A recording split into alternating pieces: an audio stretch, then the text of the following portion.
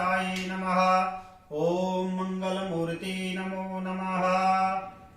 आप समस्त देशवासियों को मन के दर्पण चैनल के माध्यम से और मैं पंडित विकास प्रसाद थपलियाल के माध्यम से राम राम, जय श्री राम। आप अपने जीवन में बहुत अच्छे हो, अच्छी उन्नति करें, अच्छा आपका लोगों का मान सम्मान हो। जितने आप मन के दर्पण चैनल को सपोर्ट कर रहे हैं और लाइक कर रहे हैं, शेयर कर रहे हैं, आपका धन्यवाद। और आज मेरे एक छोटा सा और प्रयास है, वो हमारे प्रयास इस माध्यम से है कि आज हम आपसे कहना चाहते हैं मन के दर्पण चैनल के माध्यम से कि गणेश जी की स्थापना कैसी करनी चाहिए और किस प्रकार करनी चाहिए। गणेश जी का हमारे जीवन में क्या, गणेश जी हमें फल देते हैं और हमें गणेश जी को कहाँ स्थापित करना चाहिए। सब लोग कहते हैं कि गणेश जी की पूजा किस प्रकार होनी चाहिए, तो मैं आप लोगों से मन के दर्पण चैनल के माध्यम से ये कहना चाह रहा हूँ कि हमें गणेश जी का ध्यान करना चाहिए। गणेश जी के 12 नाम हैं, उन नामों का हमें प्रातः काल स्मरण करना चाहिए, सुनना चाहिए और गुनगुनाना चाहिए। परंतु मैं आप लोगों से एक छोटा सा संदर्भ आप लोगों के बीच में रखना चाहता हूँ कि गणेश जी की स्थापना हमें किस दिशा में करनी चाहिए और कहाँ पे करनी चाहिए। जहाँ पे हमारा पूजा का स्थान हो वहीं पे हमें गणेश जी की और लक्ष्मी जी के साथ, गणेश जी और लक्ष्मी जी के साथ हमें उनकी मूर्ति को स्थापित करना चाहिए। पहले लक्ष्मी जी को आप रखें, उसके बाद भगवान गणेश जी को आप वहाँ पे स्थापित कर दें। ज्यादा से ज्यादा 1 बिलान से ऊपर हमें मूर्ति नहीं होनी चाहिए हमारे घर में, क्योंकि उसका कारण है हम लोग क्या करते हैं, अपने डेकोरेशन जहाँ पे हमारे मैन्युफैक्चरिंग के लिए बनाया रहता है, हम वहाँ पे गणेश जी को स्थापित कर देते हैं। घर में हमें अगर कोई हमारे जीवन में हम कोई उन्नति का कार्य करते हैं या कहीं पे हमारा मान सम्मान यश कीर्ति, हम छोटा सा प्रोग्राम अगर अपने घर में किसी अतिथि का आवागमन करते हैं तो उसमें भी हम गणेश जी को गिफ्ट में देते हैं। मैं आप लोगों से ये कहना चाहता हूँ कि आप ऐसा ना करें, क्योंकि ऐसे इस चीज को करने से हमें किस चीज का नुकसान हो सकता है वो चीज मैं आप लोगों से कहना चाहता हूँ। क्योंकि गणेश जी के मुंह पे रिद्धि और सिद्धि का वास होता है और गणेश जी की जो पीठ होती है उस पे जो है दरिद्रता का निवास करता है। दरिद्रता पीठ पे गणेश जी की वास करती है। इसीलिए हमें जो है अगर किसी को गिफ्ट में देना है तो गणेश जी को कभी भी भूल से नहीं देना चाहिए। और जो अतिथि दे रहा है या जो अतिथि उस गिफ्ट को ले रहा है वो क्लियर और स्पष्ट शब्द में उनसे बोल सकते हैं कि आप प्लीज हाथ जोड़ के प्रार्थना है, आप मुझे गणेश जी गिफ्ट में मत देना। क्योंकि अगर 20 सदस्य हमारे घर में आएंगे, उसमें 10 सदस्य अगर गणेश जी की मूर्ति लाएंगे तो हम क्या उस मूर्ति को कहीं फेंक देंगे या तोड़ देंगे, हम अपने घर में ही रखेंगे। परंतु जिस घर में वो मूर्तियां रहेंगी फिर वो उनका पूजन भी करेंगे, उनको स्थापित भी करेंगे, उनकी पूजा भी करेंगे, तो उससे क्या हो जाएगा, उनके घर में दरिद्रता का एक वास हो जाएगा। जब दरिद्रता का वास होगा तो फिर क्या होगा, उस घर में कला कलेश की उत्पत्ति होगी, लड़ाई झगड़ा होना शुरू हो जाएगा। इस प्रकार से मैं आपसे छोटा सा संदर्भ में समझाना चाहता हूँ कि गणेश जी की एक ही मूर्ति होनी चाहिए घर में और एक बिलांद की होनी चाहिए गणेश लक्ष्मी जी की। अगर आप इसको इस रूप में भी कर सकते हैं, जो हमारी मकान की चौखट होता है, फ्रंट का जो हमारा गेट होता है, आप उसके ऊपर एक छोटा सा जो है जगह बना दीजिए, उसमें गणेश जी की मूर्ति रखनी है, फोटो नहीं लगानी है। फोटो में कोई भगवान प्रतिष्ठ नहीं होते हैं, उनकी स्थापना नहीं होती है, स्थापना होती मूर्ति में। तो उसमें आप किसी वेद पाठी ब्राह्मण को बुला करके उनकी स्थापना आप करवा सकते हैं। दूध दही से पूरा घी इत्यादि से उनका स्नान कराएं, फल फूल जलादिवास फलादिवास अनादिवास से उनकी आप जो है 3 दिन तक पूजा करें। उसके बाद जो है उनको वहां पे आप अपने घर की जो आपकी चौखट हो, फ्रंट का गेट हो, अंदर की तरफ उनका मुंह हो और बाहर की तरफ उनकी पीठ हो, स्थापित कर सकते हैं।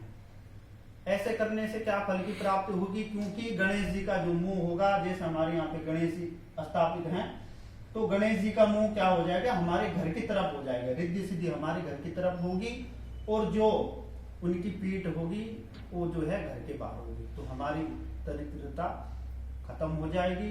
ये मेरा एक छोटा सा प्रयास है। आप लोग मुझे मेरे मन के दर्पण चैनल को जो है लाइक करें, सब्सक्राइब करें। आपका धन्यवाद।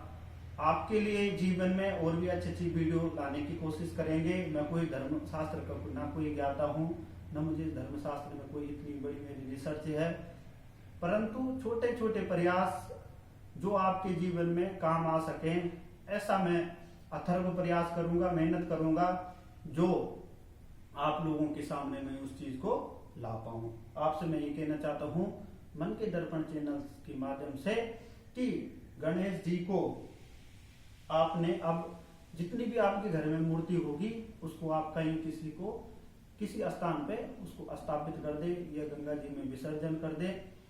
ये मेरा आपसे व्यक्तिगत यही है। एक चीज मैं और कहना चाह रहा हूँ, हो सके आप समस्त देशवासियों को जो यूट्यूब पे इस चैनल को देख रहे हैं या आगे देखेंगे, एक विनम्र निवेदन है, ये मेरी मन की उपज है, ये मेरी मन की पीड़ा है आप लोगों से, कि मैं इस समस्त देशवासियों से और घर घर में जो इस कार्य को करते हैं उनसे मैं बहुत दुखी हूँ अपने मन से।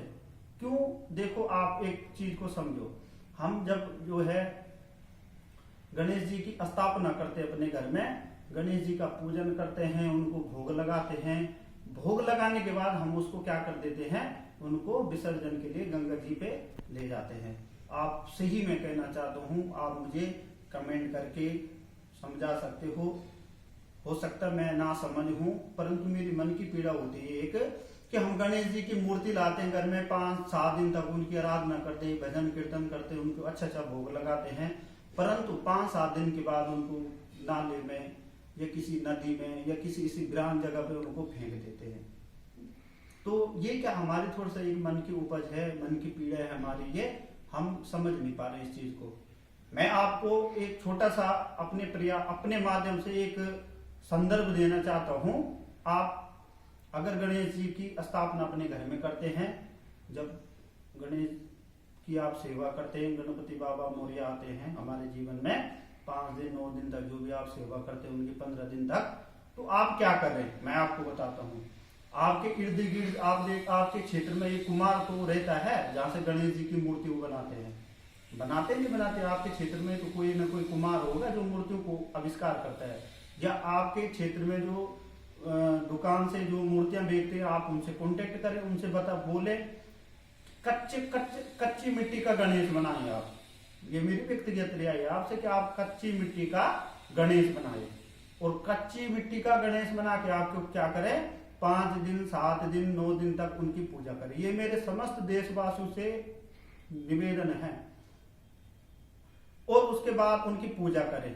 पूजा करने के बाद आप क्या करें, जिस दिन आपको उनको विसर्जन करना हो उस दिन आप उनको रात में मतलब उस मिट्टी में इतना पानी चढ़ा दो ताकि वो जो है गणेश जी अपना जो है अपनी आकृति छोड़ दे, और उस मिट्टी को फिर जो आपके घर में अच्छे आपने फुलवाड़ी लगा रखी हो उस पर आप डाल दे।